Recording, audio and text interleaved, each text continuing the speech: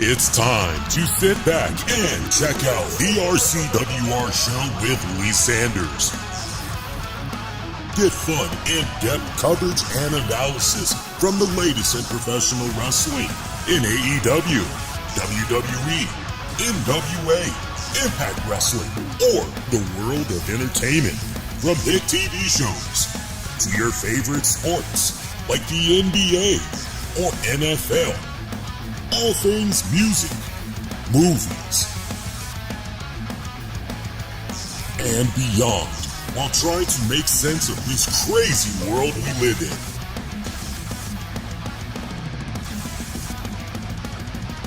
All while keeping it honest, insightful, and interactive since 2011. And now your host, live from the nation's capital of Washington, D.C.,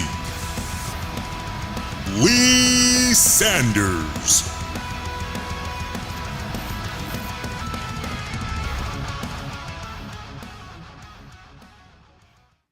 Hey, what's up, my pretty babies? Covering the latest in wrestling, entertainment, and beyond since 2011. You are checking out a special Friday night edition of the RCWR show. Your man, Lee Sanders, here for Friday night of March.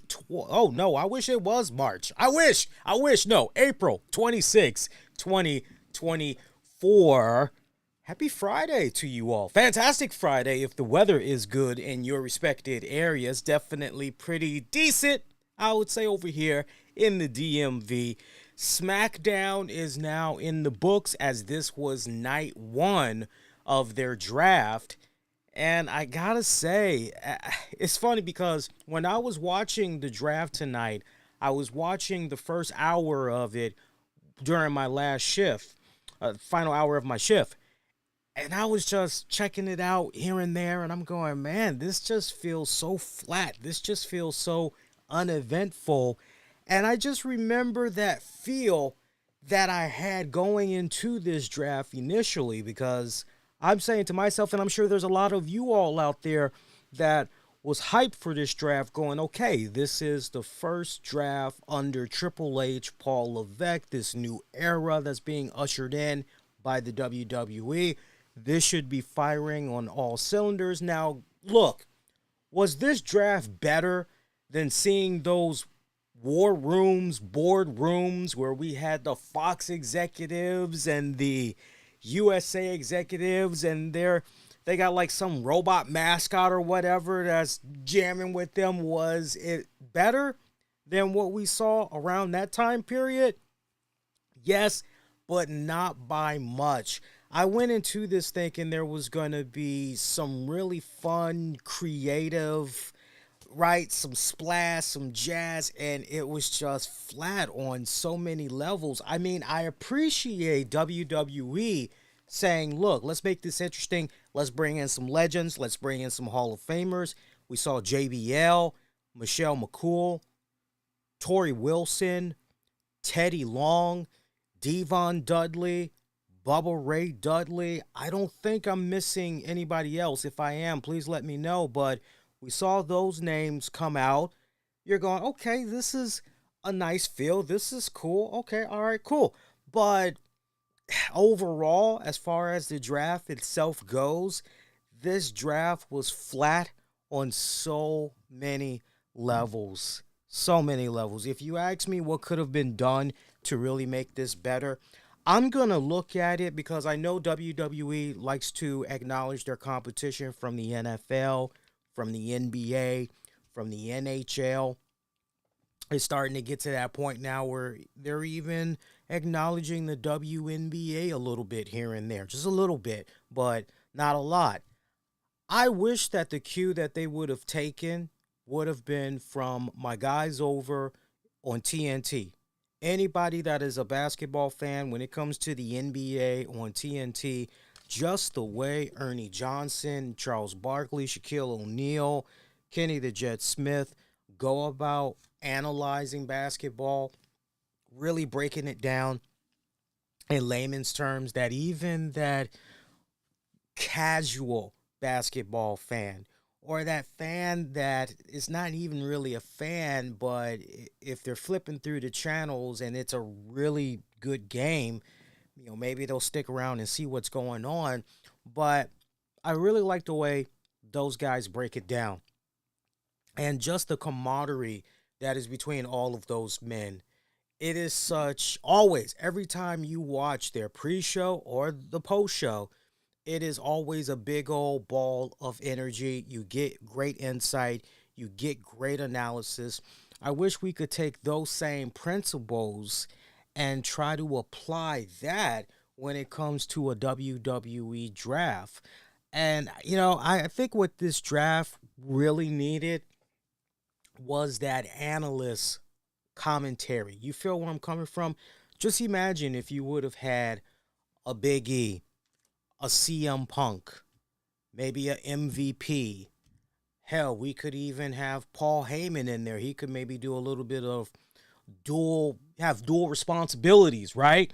Just imagine if you had some of those personalities that were adding color to what was going on with the draft picks and all that. I think that would have made things a little more interesting, especially if you could have done it in a way where just imagine CM Punk is offering his takes on what all is going on with the draft and Drew McIntyre gets in Punk's face. I mean, that would just be kind of badass, my personal opinion, right?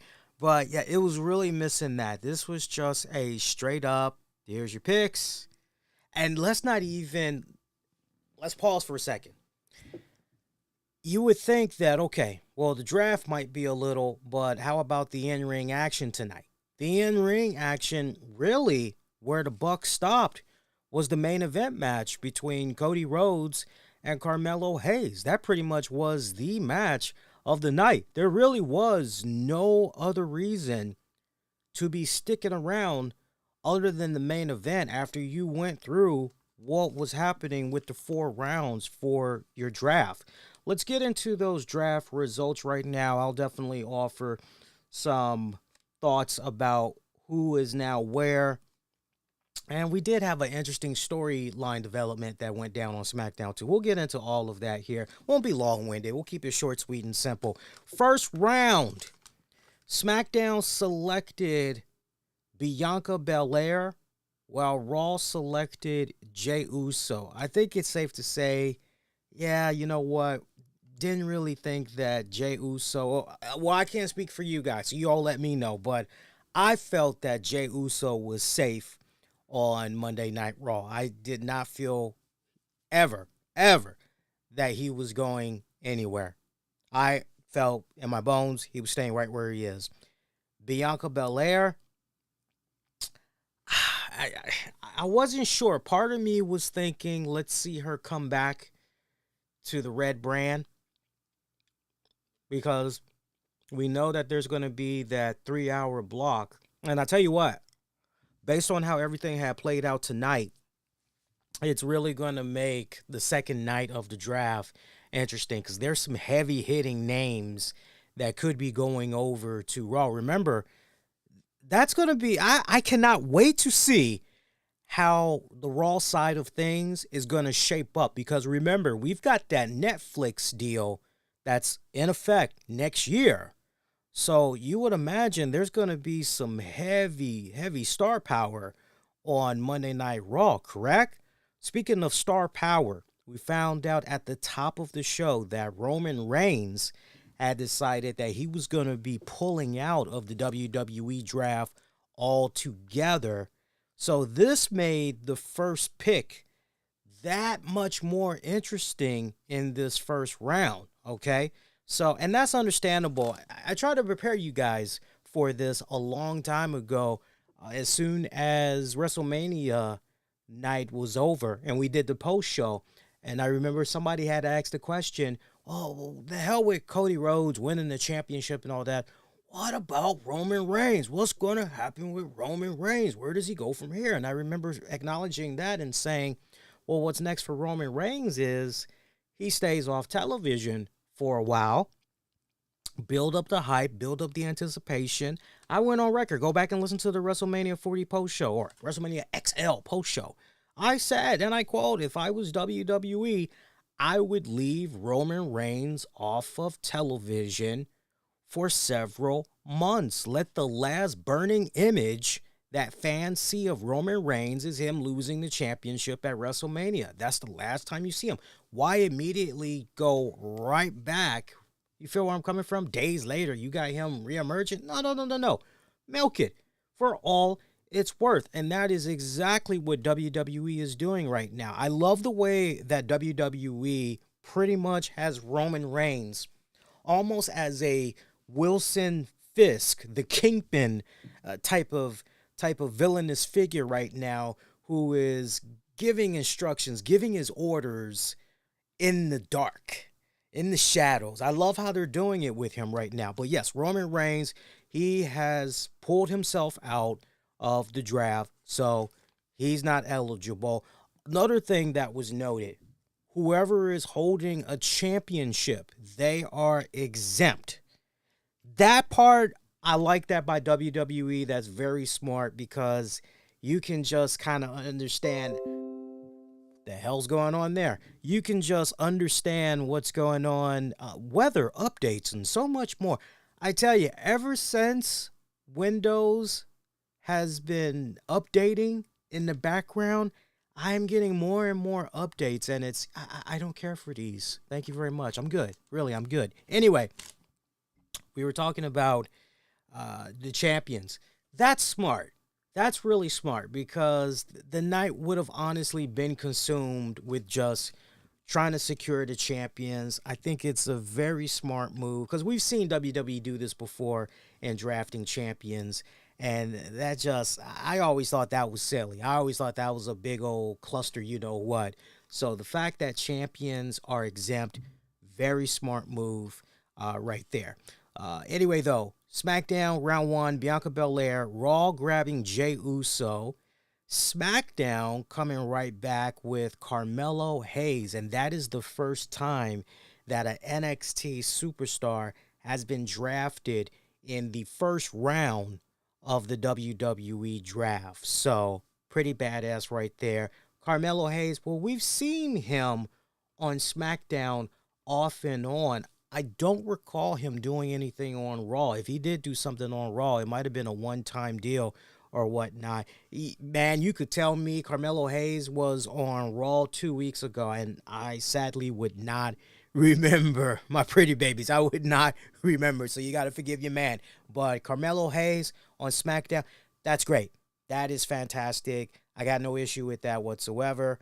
Raw securing Seth Rollins. I thought for sure maybe Seth Rollins was going to head on over to the blue brand, but Seth Rollins is staying right where he is on Monday nights. And that's another one. Let's not forget, we haven't seen Seth Rollins since everything went down at WrestleMania. So I can't help but wonder, so when are we going to potentially see Seth Rollins again? Are we going to see him maybe when it comes to Clash at the Castle? Because remember, WWE Backlash is coming up next weekend. So is it possible we're going to be seeing Seth Rollins afterwards? Or what exactly is the game plan, if at all? Or at this point, he just continues to rest up? Maybe he comes back. What is this? We're getting ready to go into May. Maybe he comes back in July, late July, early August, just in time for SummerSlam. Is that potentially what's going to be going down? I can't wait to see how that exactly is going to play itself out. Meanwhile, in round 2, SmackDown securing Randy Orton. Smart move. I like that. Although I got to admit to you guys, I was expecting for Orton to head on over to Netflix, to Raw. It's funny because whenever I'm thinking about Raw now, I go Netflix. It's like the first thing that comes out of my mind. Netflix. But I'm thinking about when Raw hits Netflix and just the star power. Thought that was very interesting that Randy Orton, no. Contrary to, he's staying right where he is. Okay. Raw in this second round selected Braun Breaker. All right.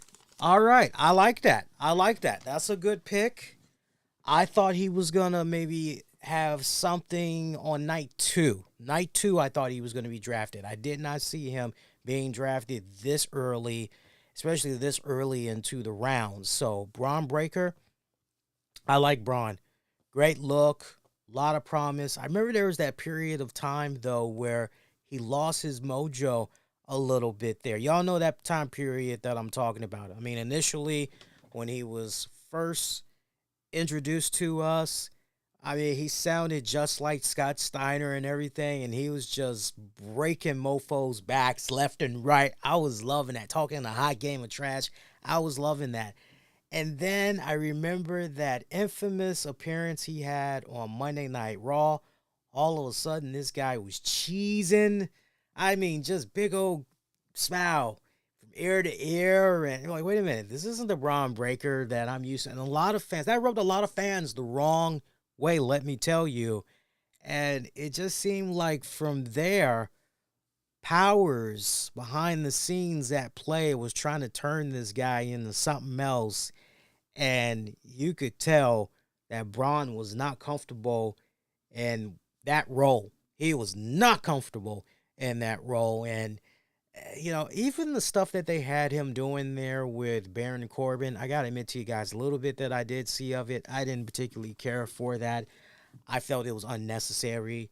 My whole thought process was, get him as far away from Baron Corbin as possible, right? But I'm glad that he's flying solo, and we're going to be seeing him on the red brand going forward.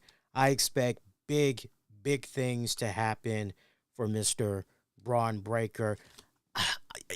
Look, I think the first 3 months is going to tell an interesting story about Braun Breaker on Monday Night Raw. I hope the way going forward that Braun Breaker is set up, take the same blueprint of what went down tonight with Braun Breaker, where you had him go out there and just break a okay? He just broke a motherfucker. I loved it.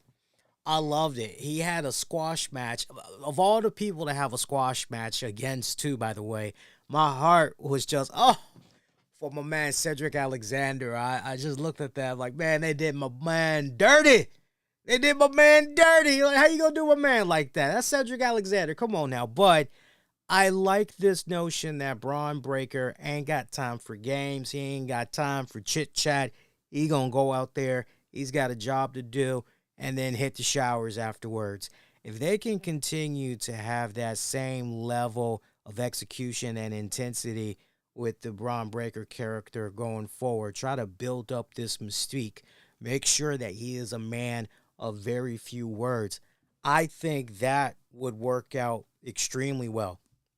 Something else to consider as well in regards to Braun Breaker, as we're paying attention to these first couple of months, seeing how well he does on Monday Night Raw, we also got to keep in mind of, okay, so here he is, small fish in this big pond. Can he do what he did in NXT to really make himself stand out? And if not, then who potentially is going to be that mouthpiece for him? Now, we had saw some months back, remember, Paul Heyman and Breaker were on screen together. That would be a very interesting duo, and I think that's something they should greatly explore if Braun Breaker for now as a solo act doesn't go over well with the fans. So that's just some of the stuff that you guys want to be looking out for with Braun Breaker. From there, next round, or same round, round 2, Nia Jax is coming over to SmackDown. Nia Jax is coming over to SmackDown. Look, I don't know how I feel about that. I really don't know how I feel about that. On the one hand, as I think about it, well, Nia Jax, she ran the course on Monday Night Raw, wrecking women left and right. What more was there for her to do on Raw?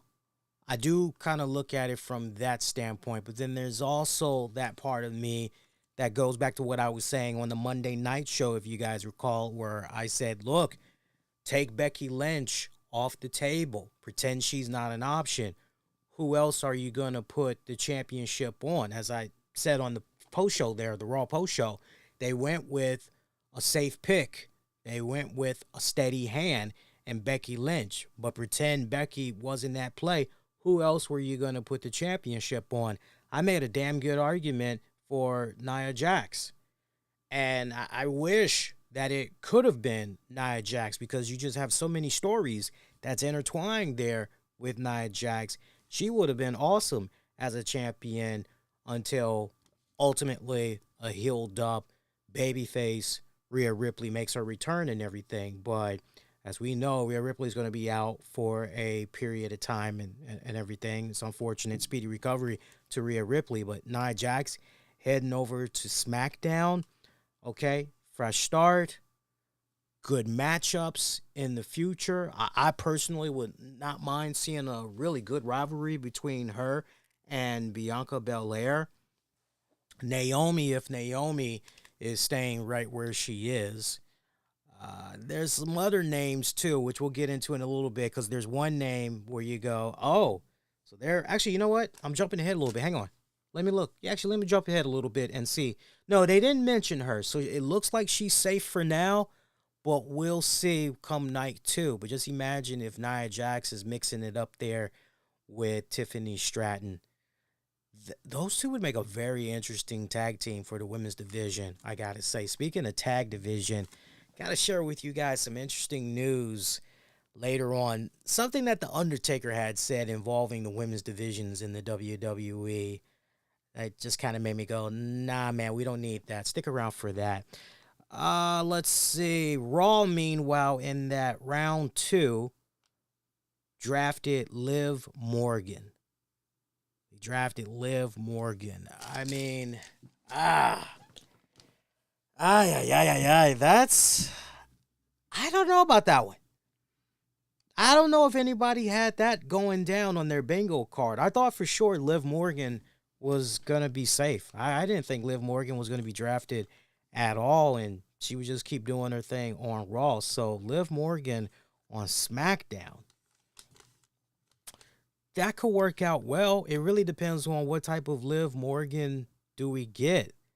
Do we get a babyface Liv Morgan, or do we continue to get this Liv Morgan revenge tour where she's looking to make a name for herself and she doesn't care whose path she crosses? If she messes them up, right, it is what it is. Like, which Liv Morgan are we going to get? I think that's going to be an interesting tale going forward. Round 3, LA Knight staying right where he is on SmackDown, while Ricochet stays right where he is on Raw. SmackDown retains Paul Heyman, Solo Sikoa, and Tonga. Interesting, very interesting that had went down. So you can't help but wonder in storyline if Paul Heyman had pulled some strings with Nick Aldis to make some type of a power play move or whatnot, right? To be continued right there. Is it safe to say when Roman Reigns returns, it will be on the blue brand? I mean, it would be a no-brainer, right? Right? Surely it's a no-brainer.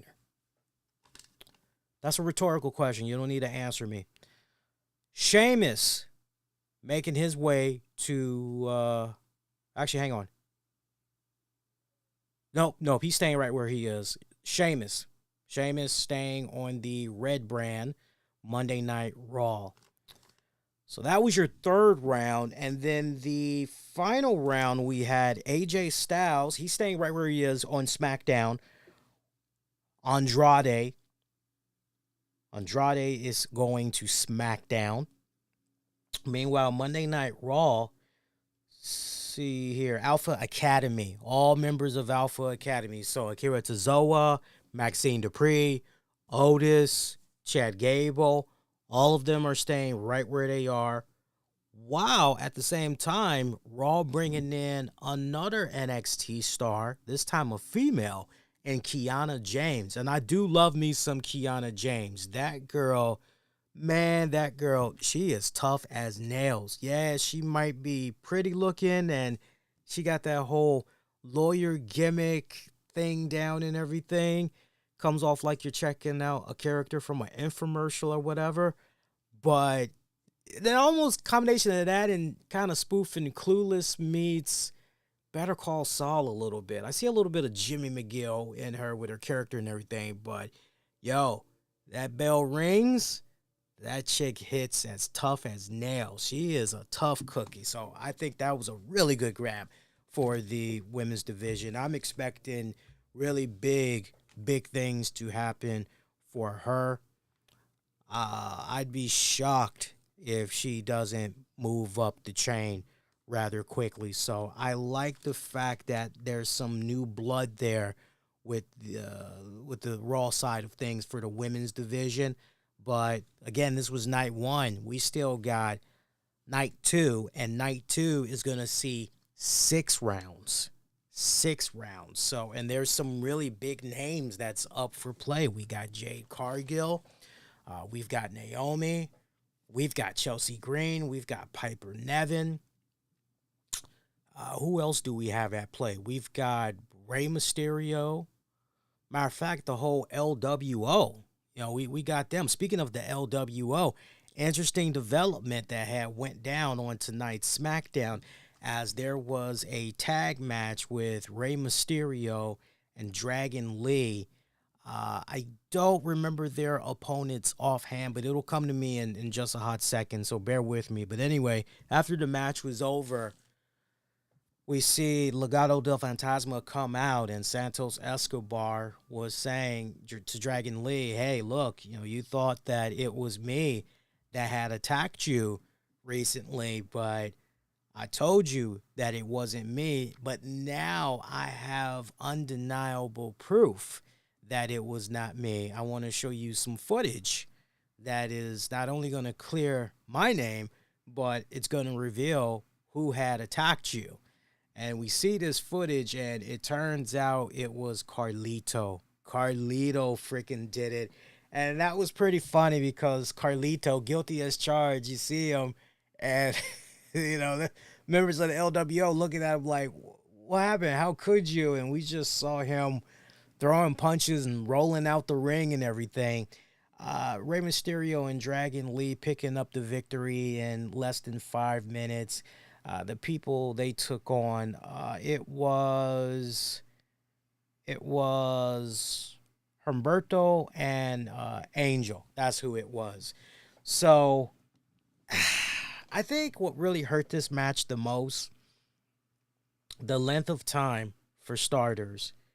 And then what also hurt it is the fact that there was a commercial break. Like, just not the best combination. Seriously, not the best combination when it's all said and done. See, we already told you about Braun Breaker, Cedric Alexander, that delicious squash match. Just squash. Just ridiculous. See, what else? Go to the other matches. Tiffany Stratton was in a match against Naomi. Naomi won via disqualification. Decent chemistry that was going on with these girls. But I love the fact that Nia Jax made her presence felt in this, because Nia Jax beat the living crap out of Bayley while Bayley was at commentary. So I love that touch of Nia Jax just coming from out of nowhere.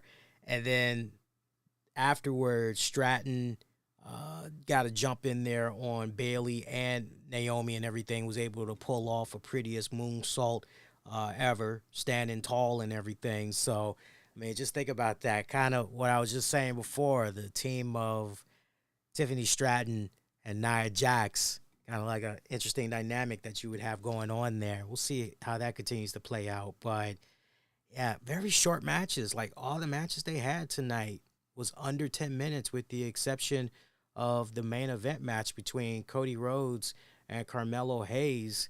No, it didn't hit double digits either, my pretty babies. That match was barely 7, maybe 8 minutes tops by the time you got done with the commercials and everything. Look, the one bright spot that I will say in regards to this main event match, Carmelo Hayes was as smooth as butter in his match tonight against Cody Rhodes. You can definitely see the potential this man has as a main eventer, assuming you've watched his career in NXT. But if not, and this was a person you were checking out for the very first time, you would definitely have to admit that he held his own very well against Cody Rhodes. Great chemistry from both of these guys right here. I loved it. Oh, there was also a contract signing too. I can't believe I almost forgot about the contract signing. That had opened up SmackDown tonight. We had a contract signing between AJ Styles and Cody Rhodes. Good stuff. I love AJ Styles' promo pretty much saying, yo, Cody, you and I were cut from the same cloth. We both have to leave the WWE in order to really establish ourselves, make a name for ourselves and everything. And, we came back and we both became world champions and everything. So AJ giving Cody his props and saying to him, congrats, you finished your story. And contrary to my issues with LA Knight, I got no issues with you. I actually respect you. A man that you know very well had gave me some really good sound advice. Same man that gave you the sound advice as well, about continuing to succeed, and which turns out he was talking about the American Dream, Dusty Rhodes.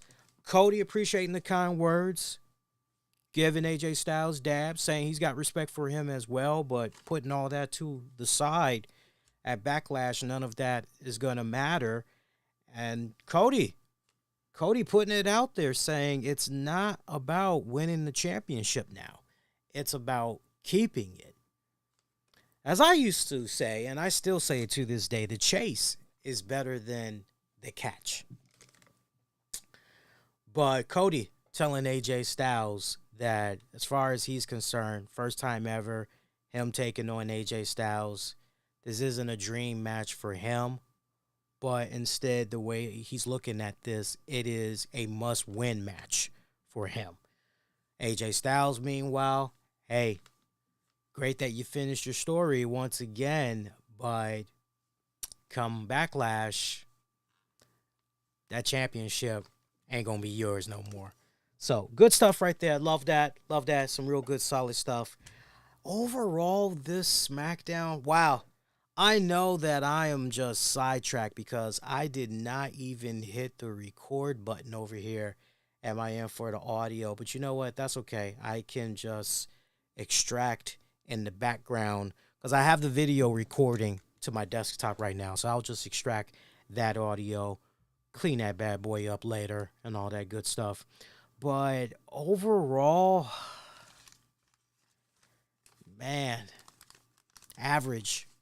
This was an average episode. Maybe Raw will bring it more. I really, really hope they do because that's basically 3 hours. One of the main glaring issues with this edition of SmackDown overall is the fact of the lack of actual wrestling. And when it did come to the wrestling, a lot of it was very forgettable. It's very, honestly, disposable. Very disposable.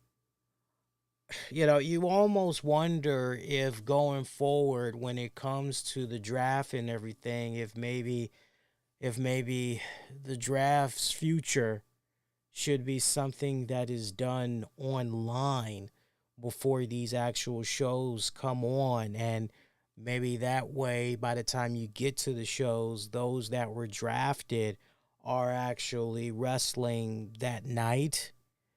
Maybe make it a combined Raw SmackDown show while also at the same time saying, hey, the new rosters will go into effect. And in this case, will go into effect the night after Backlash. Maybe say something along those lines.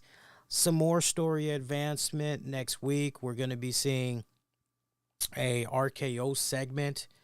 Randy Orton, Kevin Owens, the RKO show. They're going to be hosting that, so that should be interesting. Carlito's turn. I mean, that was just out of nowhere and as flat as a can of ginger ale soda left opened for days. Wasn't really, I mean, it was just big old wet fart, honestly. Main bulk of this show really had to do with the draft taking place. And the drafting here, it made it mostly a skippable episode. You know, if you were to say to me, is that because of the people that were drafted? I would say no, not really. I don't think viewers, when it's all said and done, were looking for some heavy hitting names. I don't believe that they were looking to be all and wowed with each person that would have been drafted. I think it was just more so a case of, as I said at the top, if this could have been done in a way, and I would encourage anybody that's maybe not a basketball fan, just go out of your way and see how the NBA on TNT crew handles the draft. See how they handle all-star picks. See how they handle uh, during the post-game, pre-game, post-game. See how they break it down. They're always witty. They're always funny. Very insightful. I think if WWE could maybe borrow some elements like that from those guys and try to somehow incorporate it into, man, you see what Pat McAfee was able to do. Man, I wouldn't have even minded if Pat McAfee was doing his show both nights of the draft, just doing a bonus show and going with his team. That would have even been pretty badass. Just imagine whoever is drafted afterwards, they immediately go over to Pat McAfee and they're talking and everything, right? Oh man, that would have been badass. But yeah, this was very, very, very skippable. Very skippable. And I've seen better Smackdowns. I have come home from work and I have seen better episodes of Smackdown than what I saw before me tonight. So a lot of pressure is now on Monday Night Raw coming up. So we'll see if maybe they can hit it out of the park. I know some people like to kick back and try to figure out who's going to go where. I know we used to do that in the previous years and everything, but as far as any surprises that I think might be in store for night 2 of the draft, just looking at the way things are right now, I'm not seeing anything. There's really nothing that stands out to me. I think it's one of those cases where if you were to throw at me a name and have me go that way, hey, do you see this person being drafted? If so, where? I could probably do it that way. But, yeah, it's just kind of one of those. The way I'm looking at it, going into Monday, I'm going to watch it. Let's see if I can be surprised. Let's see if I can go, oh, well, okay. Hey, cool. Let's see what happens. I know that one person I've been wanting to see on the main roster for a while, but she keeps getting injured. And I just don't know if we're ever going to see her on the main roster as a result. But my girl, Nikita Lyons, a.k.a. Faith the Lioness for you wild women of wrestling fans. Sadly, she just has a bad break when it comes to these injuries, and it's gotten to a point now where she's essentially injury prone. I don't know what the future of her may hold. I don't know if she'll just continue to stay down there in NXT until she can prove that without a shadow of doubt, okay, she's good, knocking on wood, like nothing weird has happened. Because at this point, I just feel as though she could be next on the chopping block. That's the honest vibe that I get. I feel that she could be next as far as being given that pink slip and services are no longer needed. Appreciate you, but we got it from here. Just thinking about who else could potentially come up. Somebody that, you know what? I don't know if it'll happen, but I would love to see Chase U get drafted.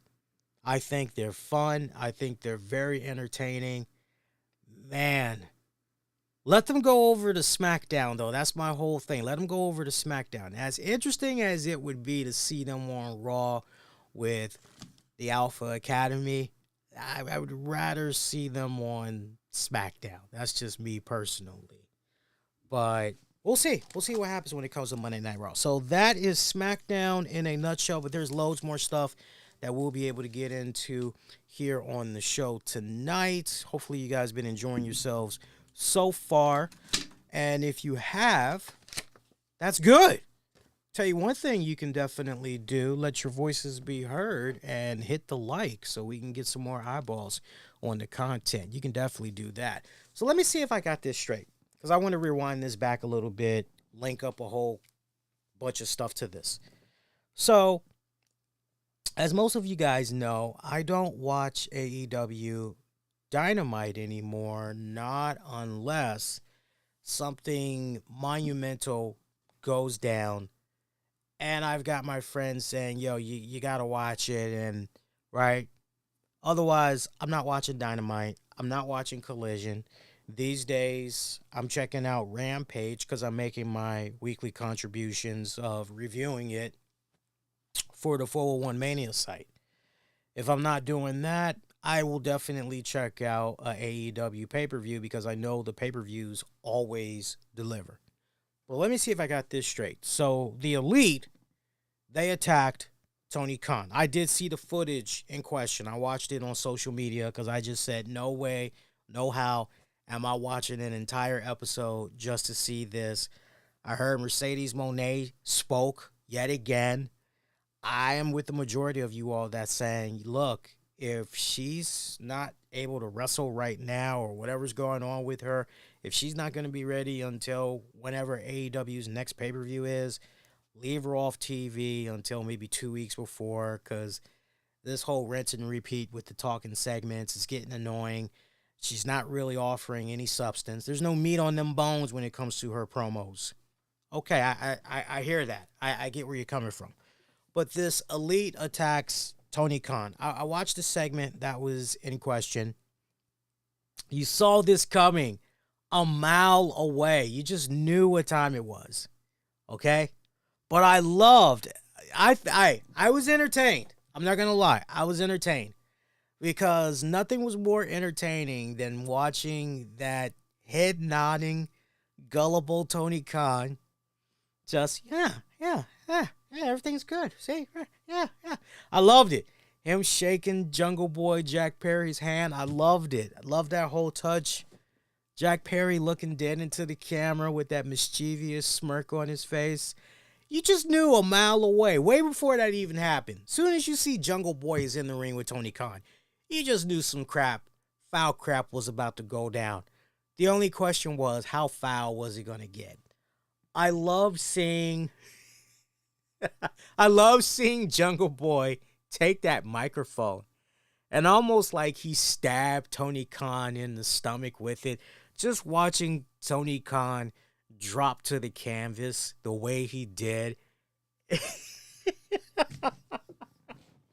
I'm sorry. Oh my God. I watched that footage back so many times and I just howled with laughter every single time. But like, you would think that Tony Khan has watched enough of the vintage episodes of Star Trek with William Shatner, right? Because we know there were those episodes where, man, if somebody was messing with Captain Kirk's head, the way he would just freeze up, clutch them fists, and then he would just slowly drop on the ground and all that, be over dramatic and everything. But at least he was kind of timing it just right. But Tony Khan, it was almost as if he was connected to the Matrix, but somebody just ripped that cord out from the back of his head and he just went, he's like out of commission. So I love seeing Tony Khan go down from a freaking mic hitting him in the stomach. And then you got the EVPs coming out there checking up on him. They're there. What are you doing? And you see that. You're going a mile away. We know what's about to go down here. EVP trigger. Pile driver. He gets. Oh my God. Tony Khan. I've seen some bad sells in my time as a wrestling fan. Vince McMahon and Shane McMahon being right up there at number one, number two. Well, boy, I tell you what I saw this week. Tony Khan definitely is making that claim. He's making that claim for number one. He's making that claim for that number one spot. So you see this, very comical. The fan in me is going, okay, now you got a story. Now you got something here. Because one of the main complaints that I have always had about the AEW product is, okay, you've got this rivalry over here, and okay, you've got this other rivalry over here. But as far as story goes, that main substance, and I mean something that is actually, okay, majority of the fans will be interested in this. The hell with a love angle. Like, the majority of fans, they're going to be hooked in on this story. You now got something here with the Elite and Tony Khan. The Elite versus Tony Khan. You got something here, and that's got me going, okay, let's see where this is going to go, right? Comical what all went down, but putting that to the side, I'm going, hey, let's see what happens here. I'm willing to give this a shot because this could potentially be really, really good here, because you could have on the one side the Elite. Yeah, you may call them villainous and all this other stuff, but the Elite could essentially be saying, nah, man, when we first started this freaking company, we were on a mission. Our mission statement was to change the world. We wanted for AEW to be all about homegrown, original talent. Talent that has never been seen before or talked about by fans. We wanted to introduce to our audience these great men and women that's been out here on these independents that have yet to be discovered. We wanted for AEW to be that, but at the same time, going in a new, different direction. And at one point, it seemed as though Tony Khan believed in that mission statement, but then he let whatever you want to say, the other company. He started copying the other company. He started copying WWE. He started copying TNA. He started copying WCW. And what did he start doing? He started opening up his checkbook and bringing in all these unnecessary veterans. And the Elite, they could essentially take a shot at Jericho. They could mention him just by name, but they could throw him into the mix as well. While at the same time saying the only thing that Jericho cares about is if the zeros are right. Long as the zeros are right, he'll be your whore all night long, right? I would love to see them. So if the Elite goes in that direction, you're like, okay, they could be about something here, right? And then you've got Tony Khan. Okay, he's hearing all of this stuff. What does this mean for Tony Khan, right? How does Tony Khan respond to those claims? Right? Obviously, you've got a power struggle that's happening within now. So I'm curious to see where this goes, because it has a lot of potential. But I tell you what does not help Tony Khan right now. I'll tell you, in all honesty, what does not help him right now. Doing the interview that he did, first of all, popping up with the neck brace during the NFL draft. That was a nice touch. You want to be consistent. Okay, I get that. I appreciate that.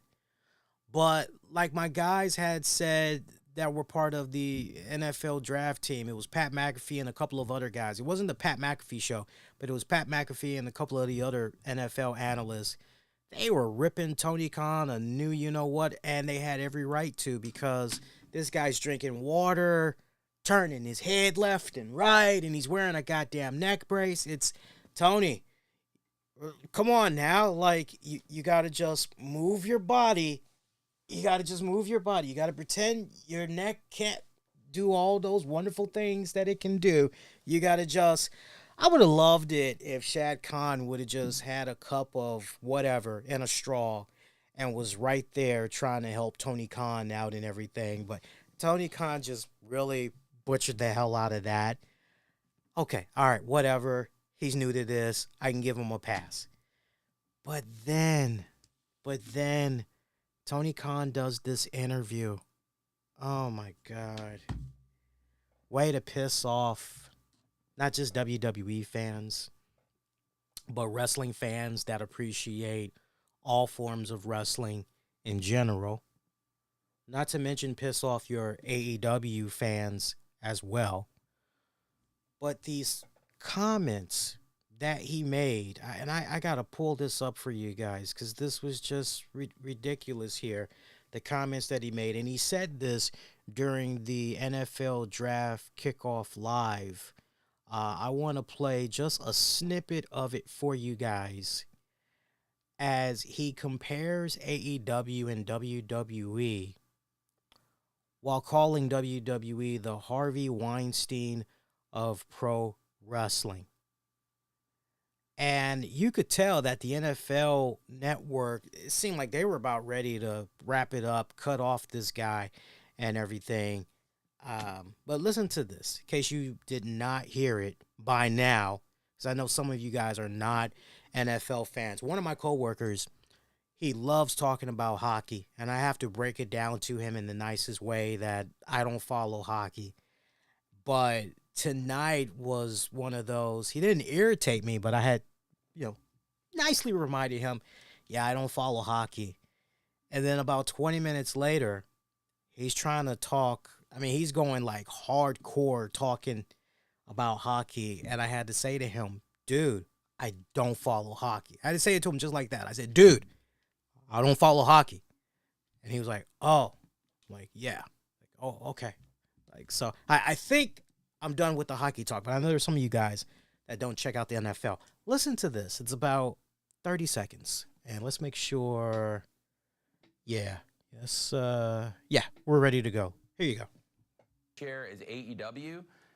In many, many, many years, we are like the Pepsi of pro wrestling. Yeah. And we're up against a really evil juggernaut. WWE is our competitor. That's who we're facing. AEW, like the Pepsi of pro wrestling. WWE's like the Harvey Weinstein of pro wrestling. And I'm really proud of what we do down here. All right. All right, Tony. Hold on, real quick. What's the prognosis? Chair is. Yeah, that was just.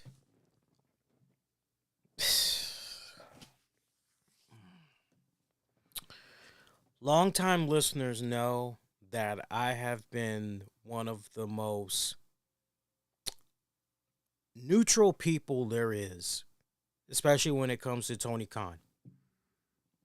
Not defending the guy, but just, he's young, he's inexperienced. Give the young man some time. He'll learn from this, But to make those kind of comments, first of all, for the record, I love the comments. Here's the problem with those comments. He's about, what would you say, guys? He's about 5, 6, 7, 8 months off of those comments. However long Vince McMahon has been gone from the WWE. If Tony Khan would have been saying this while Vince McMahon was at play, if he would have been saying this when Vince McMahon stepped down the first time, I don't think you would find a fan that would go, I don't know what he's smoking, but no. Timing is everything.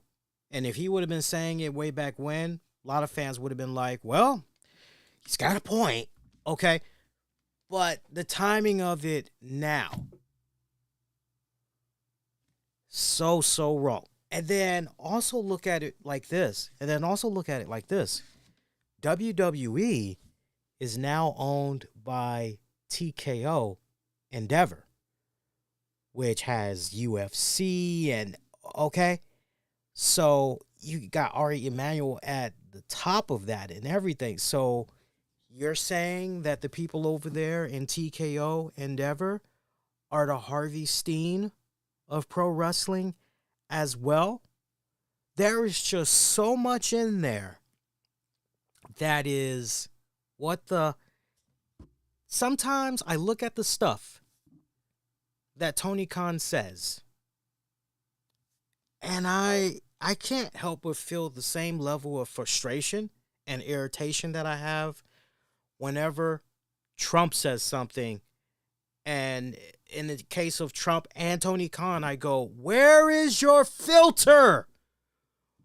Where is your public relations guy or girl that is just within distance? You can make eye contact with them, and they are just either saying, don't go there, or, go ahead, or have a piece of paper, or they're texting you something. Where are they?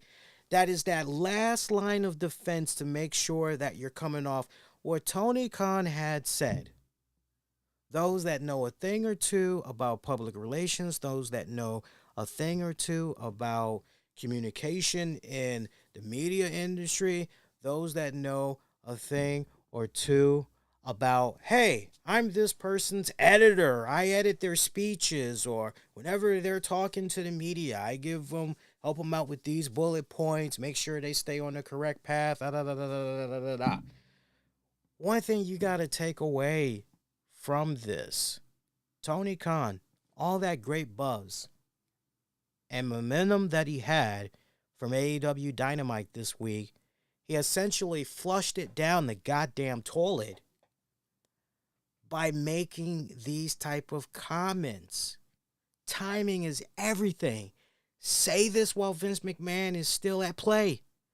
Say this while Vince McMahon still owns the WWE. Say this while practically all of his people that are no longer in WWE, say it back when they were still employed, basically because of Vince. Timing is everything.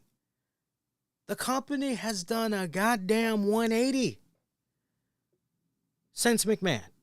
And in other news, and I mean, you couldn't make this crap up, but in other news, Vince McMahon is selling off the last little bit of his stock, which is less than 5%. Now, that doesn't mean that it's been purchased yet. It just means it's on sale. So whenever that officially is purchased, which I would imagine definitely within the next month and a half, 2 months tops, but officially end of an era, Vince McMahon totally out of the WWE. You can't make this stuff up. Where is that person to say to Tony Khan, okay, so can I get an idea? That person that is in charge of public relations. Hey, can I get an idea what you're thinking about bringing up when you're interviewed by these guys or these guys over here? Can I get an idea what you're thinking about saying? Okay, yeah, about that. You know that the company is going in this direction now, right? You know that Vince McMahon, his stock, you know, you still want to say this? Are you sure you want to go ahead and say this? You know, this is going to make you look pretty bad, right? You know, the optics of this, it isn't good if you're going to go this route. You sure you want to go this route? Where is that last line of communication defense for this guy? Look, it is no different. I'm going to go on record and I'm going to say this without mentioning any names. But this is a prime example in regards to Tony Khan. This is a prime example of, wait a minute, let me just really stop. Let me think about this, because this could go one way or the other. Let me really marinate on this, because I don't want to put myself in a corner that's going to make me look really bad. I'll give you a perfect example. It links back to Tony Khan. An associate. I'm going to call him that. An associate. Not a friend whatsoever. An associate. Came across some stuff online Now, whether or not this was true or not, well, he decided that upon what he was saying, had to be true. So he ran with it as news and was saying all up and down it was true. Other people are saying to him, yeah, it's fake. That's fake news, and here's the reason why it's fake. He kept doubling down on it. Ultimately, he realized, I guess he got some really good information, but he realized, oh crap, this is bad. And he was already catching heat online, but now the heat went ×2 after he tried to pedal back and say, yeah, I made a mistake here. And, oh, man, he was getting lit up on social media. Oh my God, social media lit his ass. They had him for breakfast, lunch, dinner, midnight snack, seconds, thirds, the next day, day after, that they ate him up good. Tony Khan needs to understand his audience. You have wrestling fans that like wrestling from all promotions. You have some wrestling fans that will do all right, let me see what AEW is doing. Okay, now let me go see what WCW. Wow. Well, the way he makes it, you wonder. But, you got some fans that, let me see what AEW is doing. All right, now let me go see what WWE is doing. You got fans that go back and forth just like that. Even the most overzealous fans, and I have come across quite a few of them, even they have pushed back on some of these things that's been going on with Tony Khan. The optics today, you go and you see how social media is reacting to this, and a lot of it is not good. It is not good whatsoever. Just a couple of comments. I won't mention their handles, but, like this one guy, it's pretty sad how he can't go a week without mentioning WWE. Obvious jealousy. I don't know if it's obvious jealousy or if it's envy, but it kind of goes back to what I had said last week, if some of you guys recall. I said, don't worry about what these people are doing over here. Remember, matter of fact, I went as early as Monday's show and I was talking about that idiot that made those comments about JoJo, seeing her dancing and smiling in the backseat of a car. Bray Wyatt hasn't even been dead a year. It's like, don't worry about what mofos are doing, especially mofos you don't even know, okay? Worry about you and your business. Worry about what you're doing. And Tony Khan needs to just, dude, forget it. Forget it.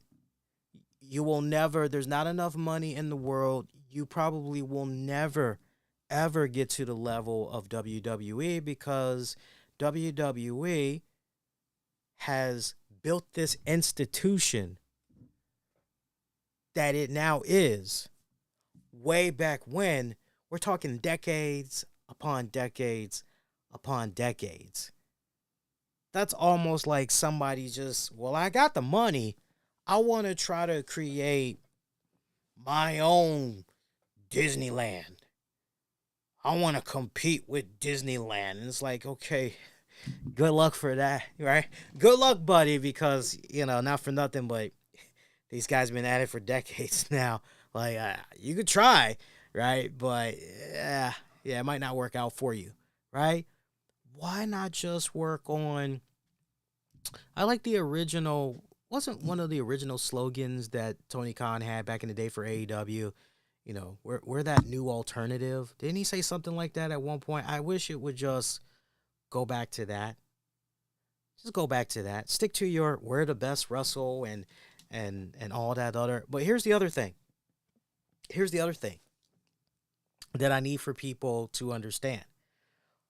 What Tony Khan did in that little snippet, that is a form of slander. That is a form of defamation. You can be sued for crap like that. I ain't never seen WWE in all my years since AEW has been in existence, I've never seen WWE take shots like that at the company and Tony Khan. I've never seen that happen.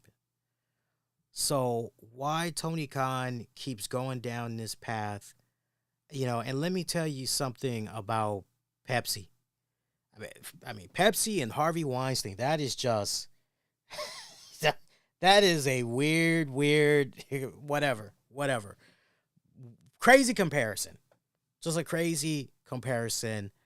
I really need for Tony Khan to just STF you already. And just let it be about, when he opens his mouth, it don't need to be about WWE. If he ain't talking about his Jaguars, is that the team he's got? Jacksonville Jaguars? If he ain't talking about the Jaguars, he best be talking about AEW. He best be talking about their programming. He best be talking about what's going on with, okay? He's lucky that it wasn't my black ass that was on the NFL Network or whatever, because I would have came right back. I would have said, well, Tony, baby, I know you like to talk about the WWE and everything, but how about we talk about the low rating that AEW Dynamite had got for this week? Did y'all see that? What was that number again? 600,000 and what? 600,000 and what? Warner Brothers Discovery.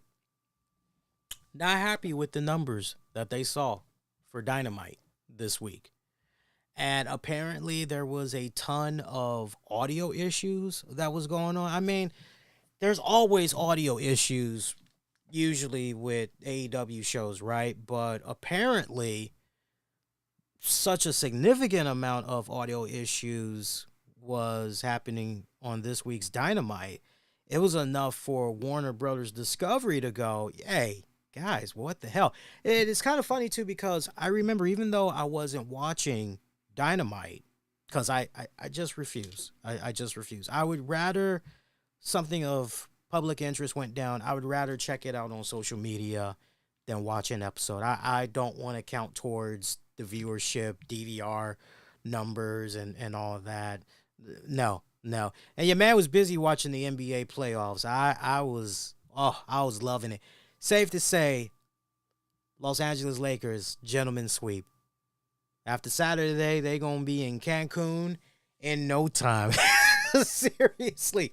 But I noticed on social media in real time, because as I was tweeting out thoughts on the games, there were a lot of people, even those that normally don't check out Dynamite, that were complaining about the audio issues. And I was seeing this practically all throughout the night. So for Warner Brothers Discovery to say something about that,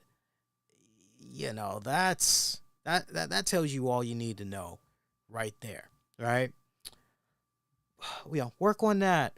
What's going on with the Dynamite ratings? Like, why are you guys... And I don't want somebody to say, well, you see, the NBA was on and it really had cut into their...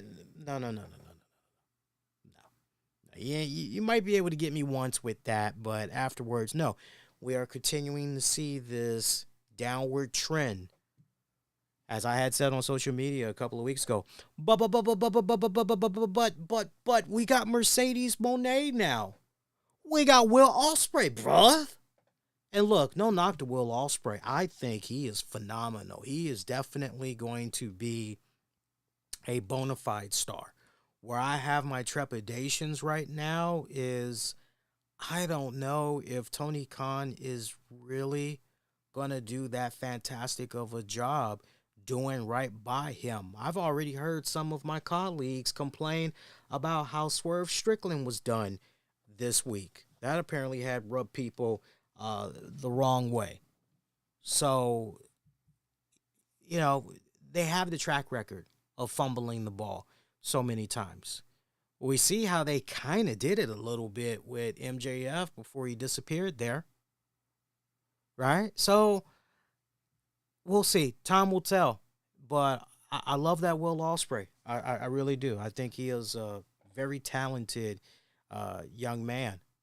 But, man, Ever since Mercedes Moné, big business, right? Oh, you had a nice number, but then afterwards, the real story was, okay, yeah, but how much of that audience is going to stick around? What's the retention going to be a week after that, 2 weeks after that, 3 weeks after that? 683,000 viewers. 683,000 viewers checked it out compared to the previous week, which was 762,000. And you got different stats that's out there. Oh, this made it the lowest show in over 6 months, going back to 2020. This made it the lowest show since 2021. And, I mean, there's just all kinds of fun little stats that's being put out there about that show. If I would have been one of those NFL analysts, I would have brought that up.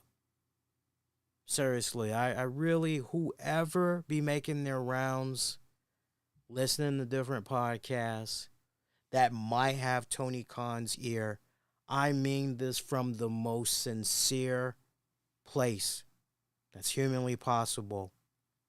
Be that buffer. Be that buffer when it comes to this guy doing interviews. I don't care with who. Podcasts, whatever, you name it. Be that buffer. Get an idea. Start coaching this guy. Start preparing this man for certain questions that may come his way, you know. And if you don't have that person that is a public relations specialist that can do as I'm saying, well, then find somebody. Find somebody that maybe has that special expertise and, you know, hey, I make my rounds listening to wrestling podcasts because I happen to be a fan, but also, right, that way you can definitely have that general idea on, okay, you got to be prepared for this. This is probably going to be coming at you.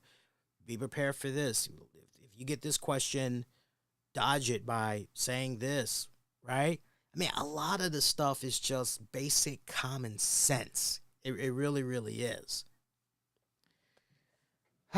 So, of course, with Vince McMahon selling the last little bit of his stock, it's being up for sale. This has rumors running rampant of, oh, maybe he's trying to start up another wrestling promotion. I see this last week when it was in circulation, and I just had a nice hearty chuckle. But it apparently it's continuing to grow and grow and grow. I just don't see it happening. Now, Dave Meltzer, take this news with a grain of salt. They're reporting that, according to a source that is very close to McMahon, I wonder if that's the massage therapist, he is not interested in starting a wrestling promotion after all. He does have ideas for future business ventures, but wrestling is not one of them. The belief from most is that he would not be able to compete with WWE, especially starting from scratch. Starting a new business deal of any kind will be difficult until he is able to clear his name. Yeah, no crap. So you got that. That's going on. I don't see him. I don't know how this got started. I don't know if this was wishful thinking from fans or people just throwing darts on the wall, just trying to make something stick. Oh, well, he's probably doing this stuff with the selling of his stocks because he's getting ready to start up another wrestling promotion. I don't see that happening. Even if it wasn't for this case with Janelle Grant that's going on, I don't see him. No. It's going to be interesting to see what he does with all that money. I mean, that's the real question. Yeah, everybody else is like, is he going to do this? Is he going to do that? I just want to know, what is he going to do with all that damn money? Because he sure as hell can't take it with him in the afterlife. So is he going to leave that for the grandkids? You know, what exactly is he going to do with all that money? That's what I'm more curious about. What is he, 80 now?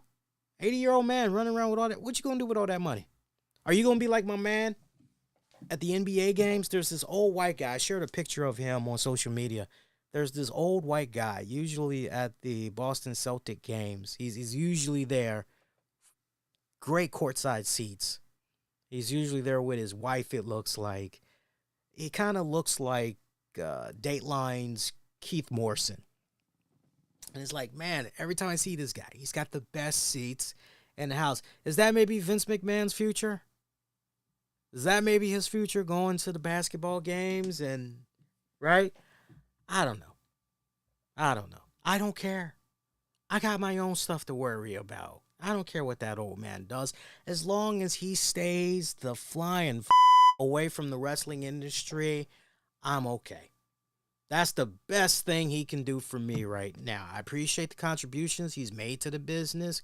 Yes, without a shadow of doubt, the industry would not be what it is right now if it wasn't for his contributions and basically looking into the future and kind of realizing the direction that it needed to go. Although I must admit, I do miss the territorial days. You know, I really wish that was thriving now more than ever, but you know, it is what it is, right? What other stuff can we get into here on the show here? Throw some questions at me if you guys want. And in the meantime, there was one or two other items I remember seeing that I had wanted to talk to you guys about here on the show. It'll come to me in a hot little bit. I do want to give you guys a heads up, however. Make sure you're checking out the YouTube channel over the weekend for you Pearl Jam fans. I know Pearl Jam has a new album that's out. It came out last week. I've got the album right here. It's in vinyl. I've got it right here. And I'm definitely going to be listening to that album and doing a review for it this weekend. So make sure you are on the lookout for that. Also working on some other stuff behind the scenes that I'm pretty stoked about. I'll share a lot more details with you about that as the weeks progress. I know one thing is for certain. I'm still trying to get together a X-Men 97 show. I think the way it's looking at this point, maybe that show won't happen until the season is over. But man, I tell you one thing about X-Men 97 that I really, really like. These guys are the kings of cliffhangers. They need to teach a master class when it comes to setting up cliffhangers for the next episode, because they truly are masters of it, let me tell you. And I really enjoyed all the cameos that came from this week's episode. So many great cameos. I won't spoil it for you guys if you have not watched the latest episode yet. But man, I was just on cloud nine with that. Did you all see the sad video that Cameron Grimes put out talking about his WWE release?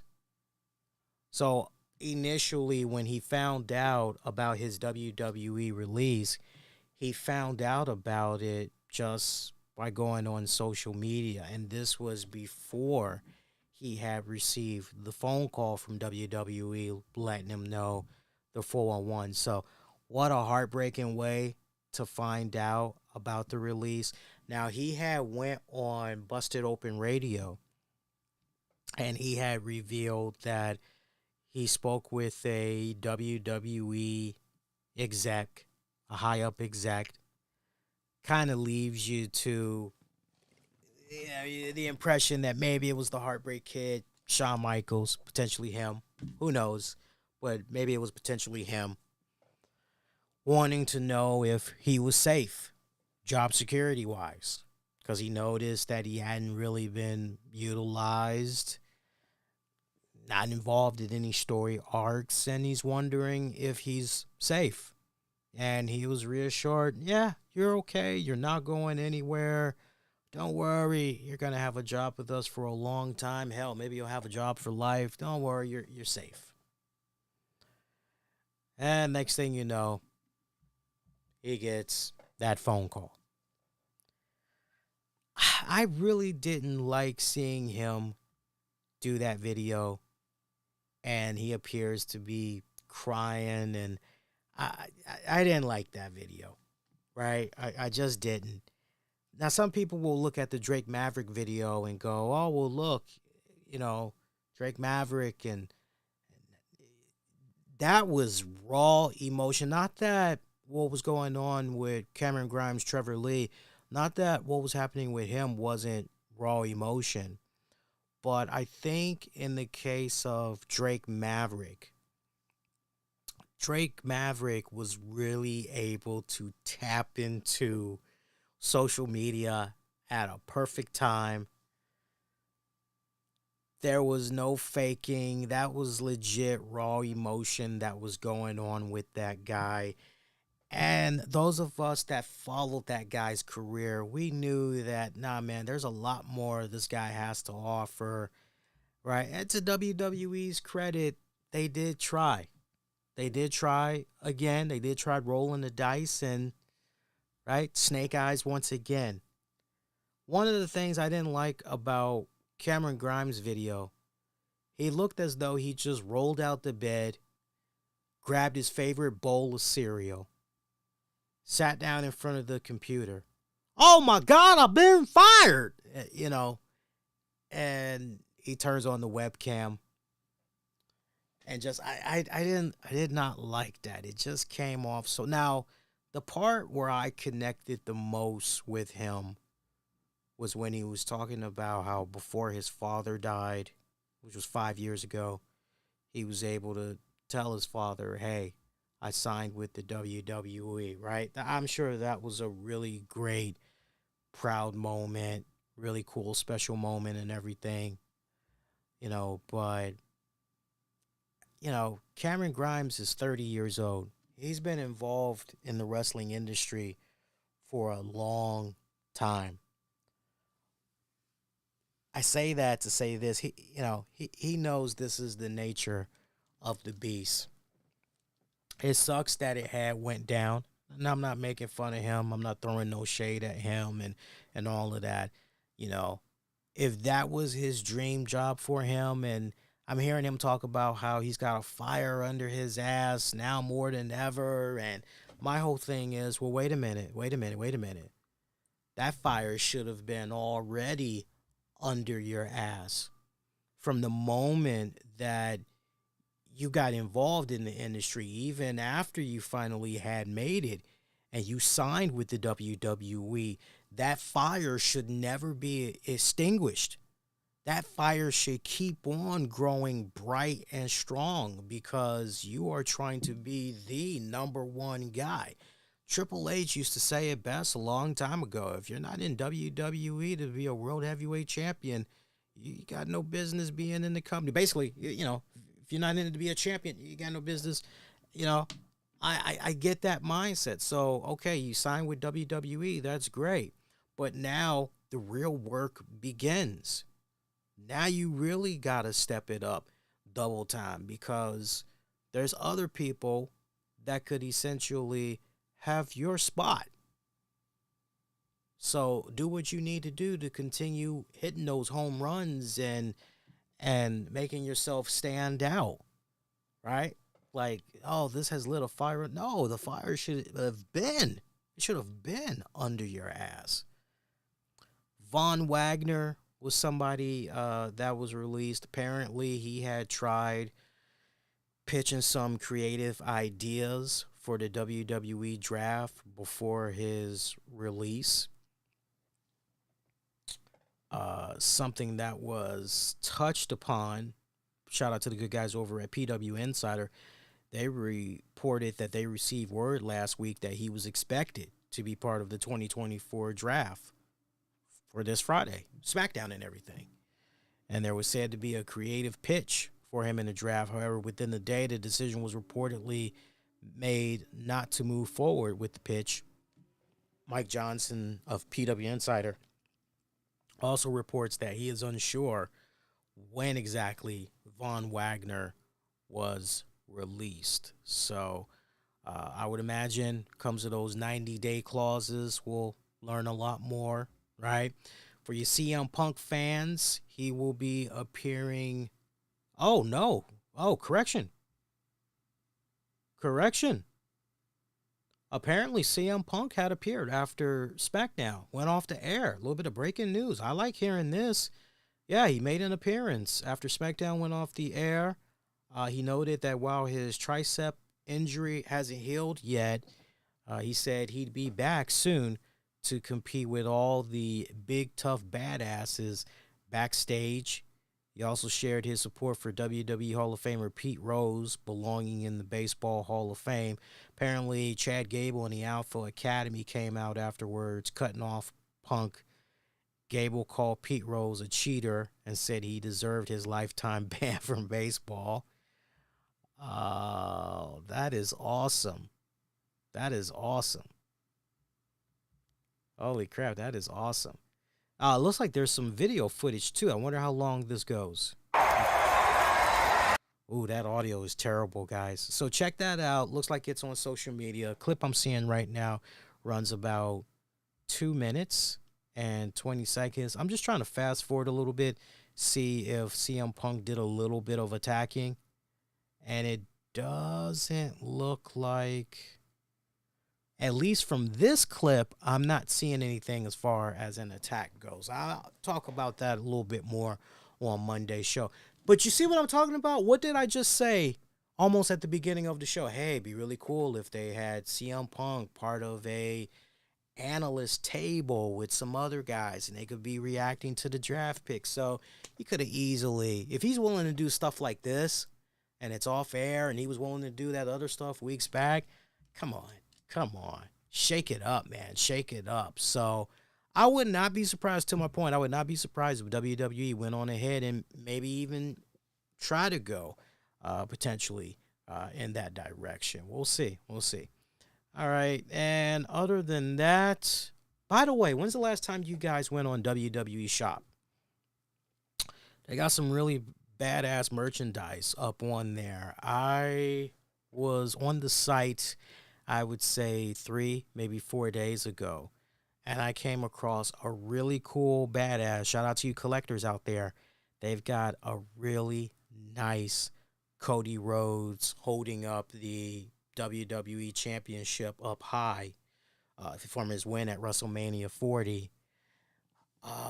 It's signed, and it's framed. It's nicely framed. You get it in a Cody Rhodes frame because they got the little nightmare symbol on it and everything. I believe they want $400-something for it. So I'm thinking about getting it. Your man got the itch. I'm thinking about getting it because it would look so badass. All I got to do is just maybe have it go right next to Bianca Belair. Because I got the wall space. You probably can't see Bianca, but I got the wall spaces more over this way. I don't think I would move it up. There's no way I could, even if I wanted to.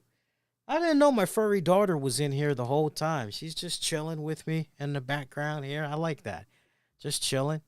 She's a daddy's little girl. You guys can't see her, but if I move it down, like right about there, you guys can see her. She's right there.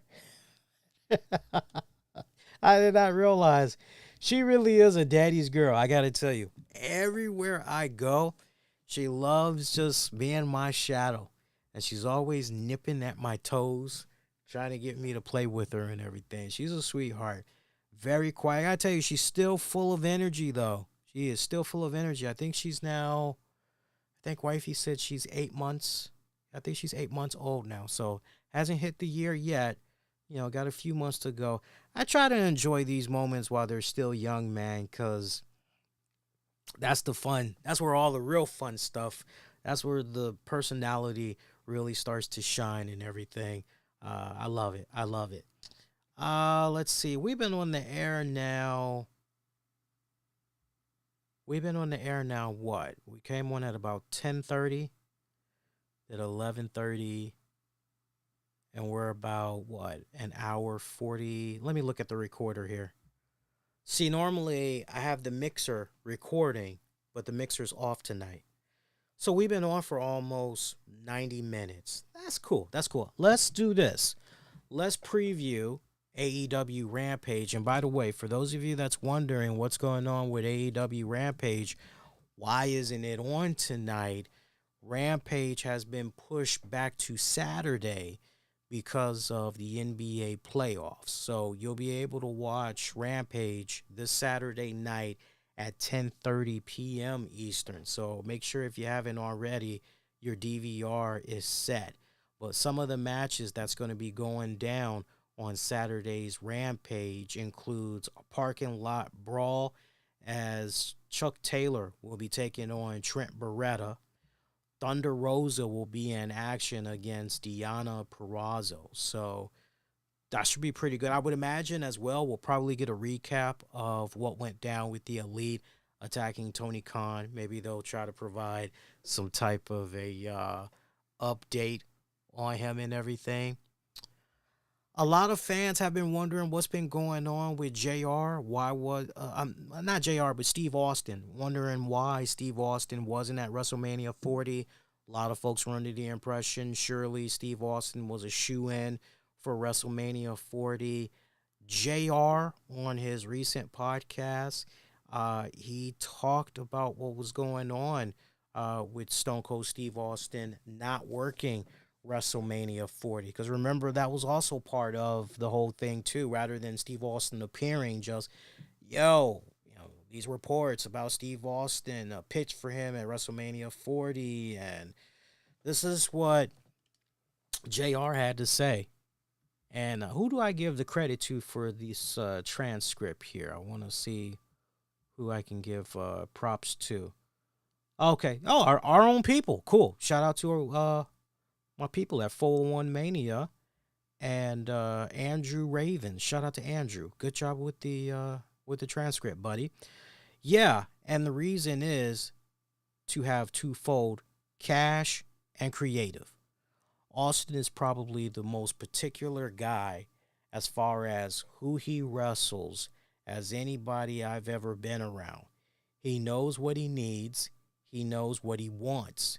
He knows what will accomplish the best results as an in-ring product. And then, of course, the cash. I haven't talked to Steve for several weeks, but I'm assuming that, if I was guessing, and that's all it would be right now as I sit here in Jacksonville Beach, Florida, I would say that the cash had a major role in why Austin was not at WrestleMania this year. There was a spot there at the end where all of those guys are getting their flowers and their props and their attaboys and getting their stuff over, etc., etc. That would fit Steve perfectly. It's just, I'm guessing that unless he had a commitment of work commitment, which I'm not aware of, could have, but he would have been the great cherry on the sundae if he had been able to be there for that event. I said this once before. Look, would it have been cool if Steve Austin would have been there? Hey, yes. But at the same time, I honestly still feel in my heart of hearts it would have been a case of overkill, because folks would have been talking more about all of those legends than about Cody winning the championship. I think it actually would have taken away more. That's just my personal thought process on that. Not to mention, there was never a exchange between Roman Reigns and Steve Austin, right? So that's the other part of me that's going, well, as cool as it would have been to see Steve Austin somehow involved in that, like, you got to also remember that Steve Austin has never with Roman Reigns, right? So that wouldn't have, but then more people would have been leaning more heavily on, oh, well, The Rock and Steve Austin and their witch history and all that. Well, remember, anybody that remembers the final match that Steve Austin had with The Rock, what was the whole premise of that? The Rock said to Stone Cold, hey, you know what The Rock has never done before? The Rock has never beaten that bald-headed ass at WrestleMania. And The Rock got his revenge. So what?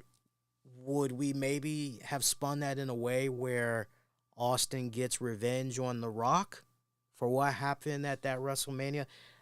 Unless we're going to spin it that way to make it work like that, I just feel it just really would have taken away. That's just my personal preference. We all can have different opinions on that one, but that's just where my headspace is at on that right now. Other than that, I know that there's some stuff that's going on in regards to the whole CM Punk, Colt Cabana, like that crap is resurfacing once again. Ain't nobody got time for that. The same regurgitated stuff, whatever. There was a new QR code on SmackDown that revealed a survey and Uncle Howdy teases. So shout out for you guys to, if you haven't already, go see if you can find the QR code and check out that new little mystery and everything. Other than that, I know we got Collision on Saturday. I'm trying to see if I can find the card for you guys for Collision real quick. And I've got it. It looks like a new match was added. Here's how the card is looking for Collision this Saturday. Bang Bang Gang will be defending the World Trios Championships against Action Andrade and Top Flight. Tony Storm takes on Anna Jay. The Acclaim will face the Grizzled Young Veterans. Swerve Strickland's going to be making an appearance. So that's what all is going to be going down on Collision. Sounds like a good card. I don't know. We'll see. I know I'm definitely going to be in front of my TV for Rampage, though, because I got to cover that on the Full One Mania site. So if you guys are going to be around, we have a live chat function that's built into the site, and all you got to do is just, for live updates on Rampage, you have to refresh your browser. But if you don't want to refresh the browser, you just want to be interacting with folks in real time, you can do so on our comment section, and it's a great group. We always have a great tight-knit group. Everybody's pretty familiar with one another and always cracking jokes. Nothing but good times over there. You guys will definitely have a lot of fun. See, next edition be coming on live Monday night, April 29th, after WWE Raw goes off the air. We'll talk about night 2 of the WWE Draft. Get into some more wrestling news tidbits. Meantime, be kind, rewind, check out previous episodes you might have missed on demand and on the downloads wherever you get your podcasts. Just search the RCWR show. Shout out to our friends over at Good Pods. They gave us a notification letting us know that we were in the top 50 out of 100 for podcasts in the wrestling category for this month. Last I saw, we were at number 37. I would think by now we're probably at number 40, 41, or 42. I can actually check for you guys real quick to see where exactly they placed us here. And let me see. I'll say Good Pods. Yep, there it is. And then let's see where it is now. I got this 3 days ago, apparently. So let's see where we are now. I think the list is pretty good. Like, there's some shows I'm looking at where I'm saying, no, that should be number 2 or number 3. Like, Jim Cornette is at number 3, according to Good Pods, listeners and all that. I'm going, that does not, something's not right there. And then the drive-thru is at number 5. I'm going, Jericho's at number 7. Okay, yeah, that sounds about right. I'll take that. Dark Side of the Ring, Unheard. Okay, yeah, they're at number 14. That makes a lot of sense. Okay, cool. Let's see. Shout out to my boy Jason Solomon. They got him at number 20. I'm going, wait, what? Like, something doesn't sound right there. Not Sam Wrestling, number 26. Bruce Pritchard, 27. Grilling with JR, he's at 29. Van Valet, he is at 30. Like, some of this I'm looking at going, I don't know. Yeah. We're at, not bad, 3 days later, we're at number 38 now. We're at number 38. Apparently, we lost our number 37 spot to the Stash Club Wrestling Podcast. Grr, that's all I got to say. I want that number 37 and up spot back. Give it to me, baby. But shout out to those of you that's been listening via Good Pods. Appreciate the love and the support. Whether you're listening via Good Pods or you're representing, checking out the shows in Apple, Spotify, iHeartRadio, Spreaker, our app. We still have the show app, by the way, for those of you that's not aware. We have it available for your Android device. Appreciate you guys that go out of your way. Check out the shows each and every single week. I am working on talking to a buddy of mine that's also a fellow classmate.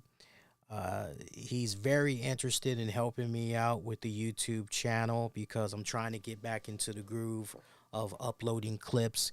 If you guys recall, we were uploading clips for a little bit, but I pretty much had put that on pause. Now I'm looking into bringing that back into rotation full time again. But do it in a way where not only is it a learning experience for person I'm trying to bring on, but it'll also be a new learning experience and fun challenge for me with some of the stuff that I'm trying to do with uploading clips behind the scenes and everything. So I'll be talking with him this weekend, trying to see if we can finalize it. So I'm hoping, if everything goes right, I'm hoping that by next weekend going forward, you guys will start seeing clips from the show uploaded to the channel. Also going to try to do more shorts as well, which reminds me, I've got a new food review. Look out for it. It's going to be available this weekend. I'm going to try to make the food review be available as a short, but trust me, you don't want to miss it. You're going to have a nice, hearty laugh when you see what I'm going to be reviewing. That's all I'm going to tease you with for now. I'll say this. It's something that you find at the grocery store. And yeah, I'll just leave it at that. All right. So other than that, follow the show on X, formerly known as Twitter, Facebook. We've got the YouTube. Use the keywords, the RCWR show. Those of you that's going to be looking for the audio version of this, give me about an hour. Give me about an hour. I want to rest for a little bit because I literally came home. Very quick bite. It threw my wife off because she thought we really were going to be able to sit down and eat. But I told her, I said, I got to do the show in a bit. So that kind of put a monkey wrench in dinner plans per se. So what we were originally going to have for dinner, we're going to actually do it Saturday night.